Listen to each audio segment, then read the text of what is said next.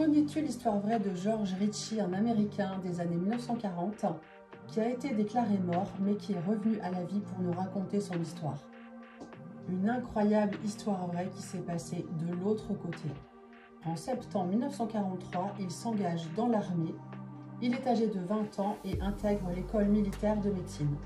Il réalise son rêve de devenir médecin. Quelques jours de permission lui sont accordés afin de visiter sa famille. Mais avant cela, il doit participer à une mission d'entraînement dans des conditions un petit peu difficiles. En effet, il passe quelques jours dehors, debout dans le froid à moins 12 degrés. Il tombe malade et est transporté à l'hôpital. Il n'a qu'une idée en tête, partir de cet hôpital pour rejoindre sa famille.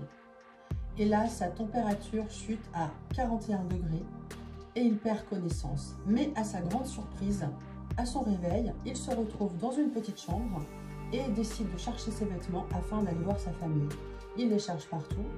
Il voit un jeune homme couché dans son lit, n'y prête pas attention et se décide de partir à la recherche de sa famille. Il traverse une ville, va de plus en plus vite, rencontre quelqu'un à qui il demande son chemin, mais cet homme ne le voit pas, ne lui répond pas. Il va très vite et sans comprendre pourquoi, ça lui paraît naturel, il marche au-dessus des arbres. Il rencontre un autre passant qui ne lui répond pas, il le touche et cette sensation est comme de l'air.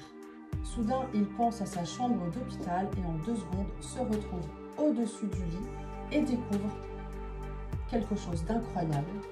Il voit un corps recouvert d'un drap, un bras qui pend de manière raide avec au bout une bague, sa propre bague. Alors il se dit, mais c'est moi, je suis mort alors que je suis vivant. Il a tout à fait conscience de voir son corps mort.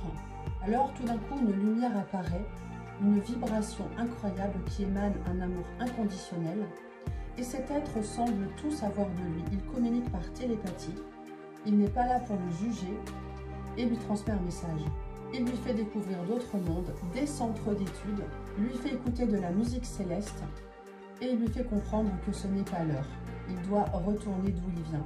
Il l'accepte, mais n'en a pas du tout envie.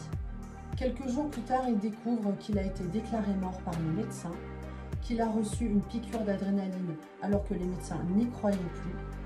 Finalement, il a repris son souffle et les médecins n'en revenaient pas. Alors avec cette histoire, ne pensez-vous pas que l'âme et la conscience survivent à la mort? Il a écrit le livre Retour de l'au-delà et sa mission était de nous rapporter son histoire afin de nous ouvrir les consciences. Dites-moi ce que vous en pensez dans les commentaires. Et pour ouvrir les consciences, eh bien, je pratique des tirages de cartes et je peux également vous former au tarot sous forme de conférences. Le tarot est un outil incroyable pour découvrir qui on est, qui est l'autre et recevoir des informations et des conseils. Je vous laisse me contacter pour en savoir plus. À très vite.